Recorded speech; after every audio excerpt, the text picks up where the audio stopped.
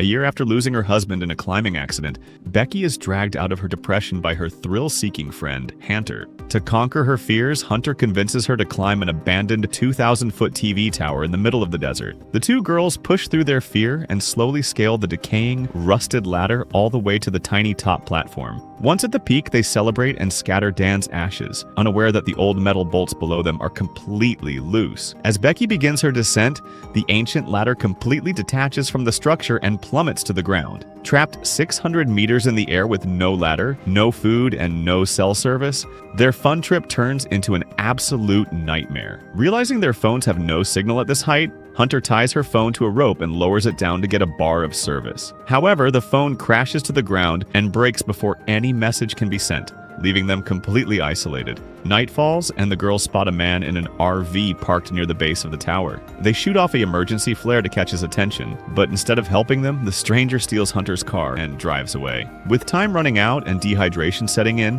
Hunter free solos down to a satellite dish below to retrieve their dropped backpack containing water. Although Becky believes Hunter made it back up with the bag, she suddenly notices blood dripping from her friend's body and wakes up from her shock. A horrifying reality sets in. Hunter actually fell to her death on the dish below during the climb, and Becky has been hallucinating her friend's presence the entire time out of sheer trauma. Alone and surrounded by hungry vultures, a desperate Becky realizes she has to use Hunter's lifeless body at the bottom of the platform to protect her phone. She types a text to her father, stuffs the phone inside Hunter's chest cavity for cushioning, and pushes her body off the tower. The signal goes through just before impact, allowing emergency teams to locate the remote tower in time. Becky is finally rescued by her father and first responders, proving that even after losing everything, the will to survive is unstoppable.